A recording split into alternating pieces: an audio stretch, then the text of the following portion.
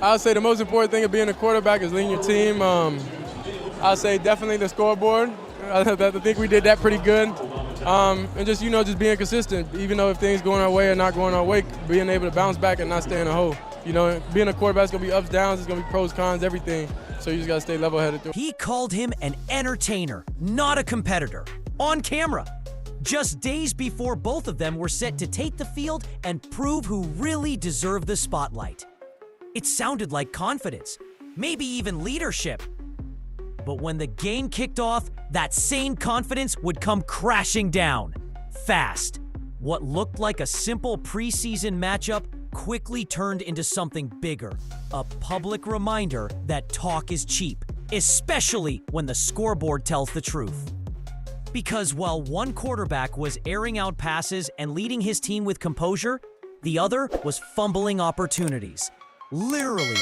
And the moment the dust settled, there was no denying it anymore. One of them had the it factor. But was it the guy who talked the loudest? Not even close.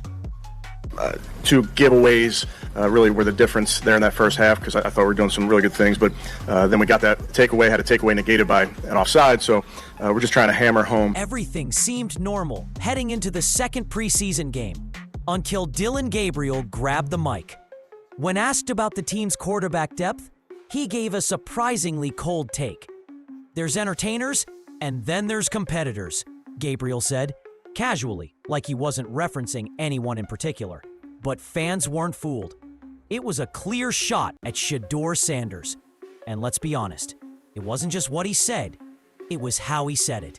Like he had already claimed the pop spot, like there was nothing left to prove. He hardly had NFL experience under his belt, and yet somehow he was talking like a guaranteed starter. The implication was obvious. Shedeur was flash. Gabriel was substance. But that's where everything started to unravel. I'm doing. It's just part of it. There's entertainers and there's competitors. And I totally understand that. And my job is to compete. And that's what I'm focused on doing. Because up to that point, most thought the two quarterbacks were on level footing. Maybe even that Gabriel deserved the edge due to his college experience. But taking a jab like that before either had cemented their role not only raised eyebrows, it raised the stakes. Critics started asking, was Gabriel trying to lead or just tearing down the competition? And more importantly, could he actually back it up on the field? Because Shedeur didn't respond with words. He didn't post on social media. He didn't talk to reporters. He waited. And when the game kicked off, he let the football speak for itself. What happened next would answer every question and expose just how wrong Dillon Gabriel may have been. From the very first snap, it was clear. Dillon Gabriel wasn't ready for the moment. Good so far. And this one is picked off and going back the other way. Andrew Makuba.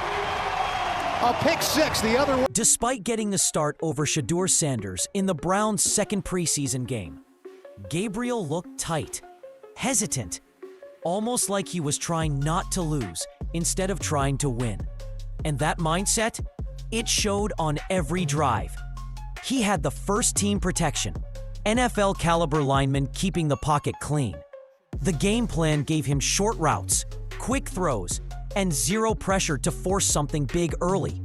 By all accounts, he had the ideal setup to make his case as QB1. But then came reality. No touchdowns, no explosive plays, not even one meaningful drive. Gabriel's passes were short, checkdowns toward the flat, and lacked the rhythm or command you'd expect from someone who just threw shade at his own teammate. Even more telling was what happened after each stalled possession. You didn't see a fired-up quarterback rallying his guys.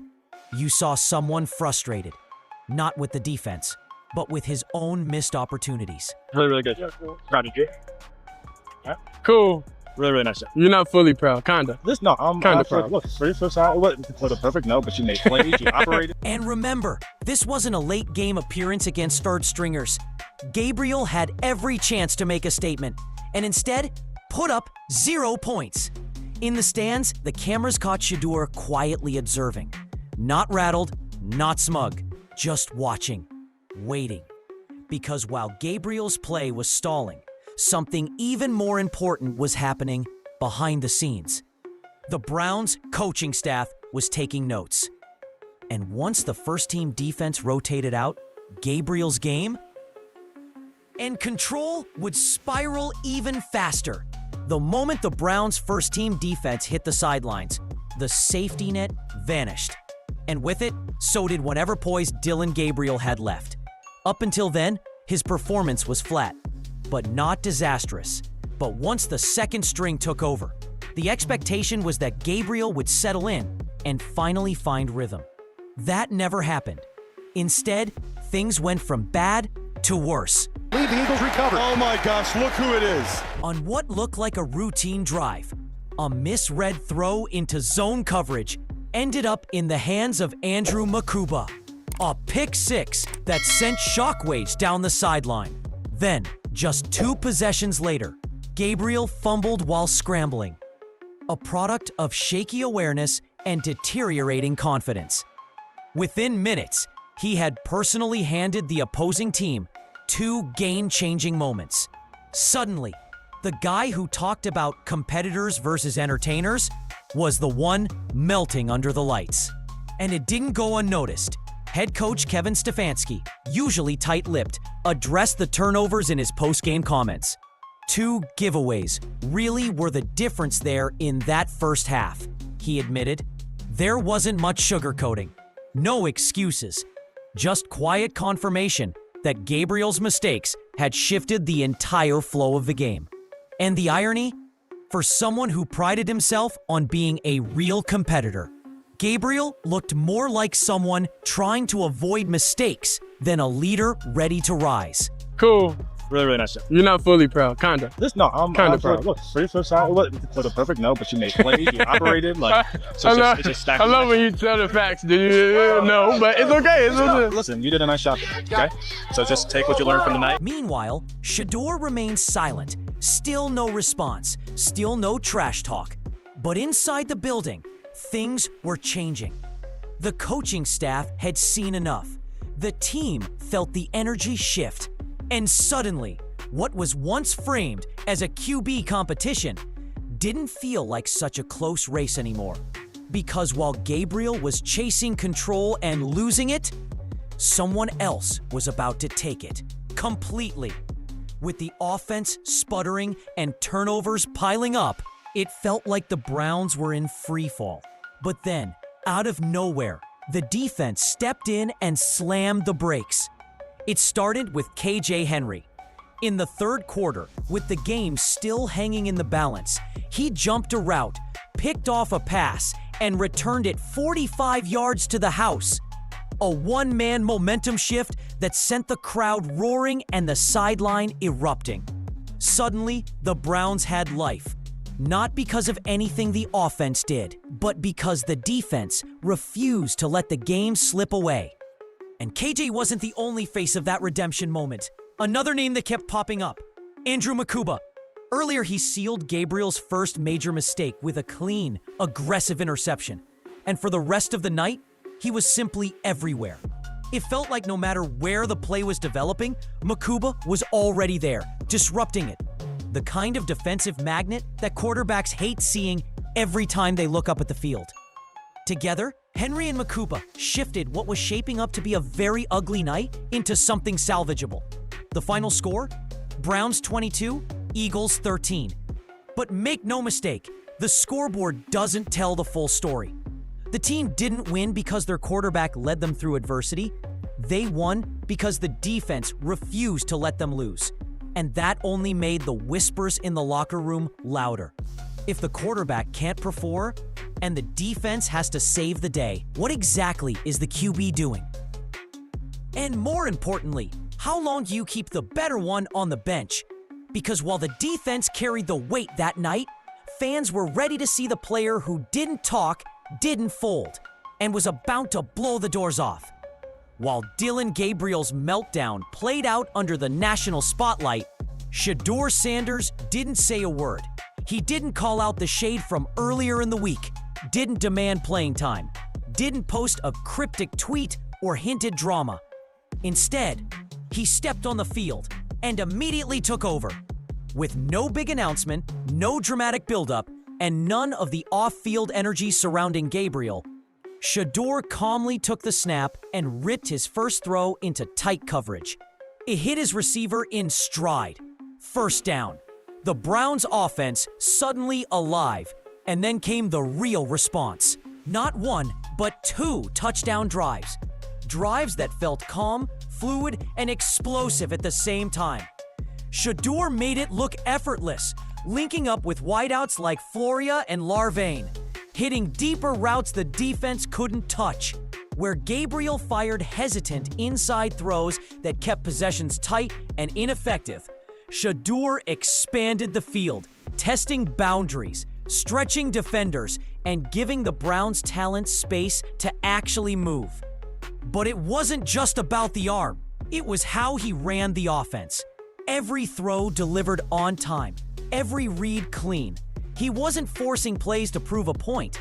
He was running the system better than anyone expected. And the sideline noticed. You could see it in how the receivers responded, in the body language of coaches, in the silence from those who had been questioning whether this rookie was ready for the moment. Turns out, they had their answer, because where Gabriel had a full lineup of starters and couldn't get it done, Shedeur operated with less and delivered more. No spike, no dance, just a walk to the sideline and some water. But behind the calm face was a clear message to everyone watching. This is how real competitors move. Quietly, confidently, and undeniably. If there were still any doubts about what fans had just witnessed, they disappeared the moment NFL analyst Emmanuel Acho stepped in. Known for his no-nonsense breakdowns and brutally honest takes, Acho went frame by frame through Shedeur Sanders' performance. And what he found wasn't just good. It wasn't even great. He called it exactly what it was. Perfect. On one particular play, Acho broke down a throw that looked ordinary in real time, but under the microscope, it was anything but. Shedeur threaded the ball between 2 defenders, one fully outstretched with barely inches to spare. From most quarterbacks, that pass would have been dangerous. From Shedeur, it was surgical, pinpoint, perfect, Acho said during the segment. This isn't luck. This is talent combined with preparation. The throw wasn't the only thing that caught attention. It was the composure, the timing, the confidence to even attempt that pass in a pressure-packed moment. For Acho, a former player himself, that meant more than just stats. It meant Shedeur wasn't waiting for the game to slow down. He was controlling the pace. And remember, this wasn't some hype segment crafted to boost a media narrative. It was a clinical breakdown. Just the tape, just the throws. And the conclusion? Shedeur Sanders is the real deal. With every pass analyzed, his stock rose higher. Not just as a promising rookie, but as a problem for every defense he faces moving forward. While Gabriel was spinning excuses and hoping for another shot, Shedeur had already shown the world and his team what true QB1 energy looked like. No gimmicks, no drama, just execution. And as Acho said it best, quarterbacks like this don't show up often. And when they do, you don't bench them. When the final whistle blew, Shedeur Sanders didn't celebrate. No flexing, no I told you so moment. No reaction to the shot that Dillon Gabriel had fired just days earlier. Instead, he jogged off the field the same way he walked onto it, focused, calm, and controlled. While cameras chased highlights and critics scrambled to rewrite their takes, Shedeur gave one of the most composed post-game interviews of the entire week. Asked how he felt about his performance, his answer was simple. It's all about consistency. No matter what's going right or wrong, you stay level. That's what leaders do. That tone didn't just sound like maturity, it commanded respect. But it wasn't just the media listening. Browns general manager Andrew Berry made it a point to speak with Shedeur after the game. The exchange wasn't dramatic. No motivational speech. Just a proud jab, a smile, a nod. The kind of real recognition that doesn't need words. "You did a nice job," Andrew told him. "Was it perfect? No. But you made plays, and you operated." For a young quarterback still fighting for a lasting spot on the depth chart, those few words meant more than a headline ever could. And while the cameras focused on that playful moment, those in the locker room started connecting the dots. This wasn't just talent. It was leadership, poise under pressure, the type of presence that lifts an entire team, even when the offense hits a wall, even when the defense is forced to carry the load. And most importantly, even when someone on your own team tries to tear you down. Shedeur never fired a shot back. He didn't have to. He led by example and earned the kind of respect most veterans spend seasons chasing. Because real leaders don't just win games. They change how teams believe. On paper, it looks like just another preseason win. Browns 22, Eagles 13. But for fans who were paying attention, this game told a much bigger story. In one corner, you had Dillon Gabriel, confident, vocal, and quick to make comments about who's a competitor and who's just there to entertain. Yet when it came time to perform, the results didn't match the energy. Turnovers, missed reads, and no points on the board, even with the advantage of a first-team offensive line. In the other corner, Shedeur Sanders, calm, quiet, focused. No interviews throwing shade, no highlight-hunting theatrics, just football. And in every meaningful category, leadership, execution, resilience, he came out far ahead. 2 touchdowns, drives that opened up the field, plays that made defenders freeze. A game managed with poise and purpose. But of course, the difference went beyond just stats.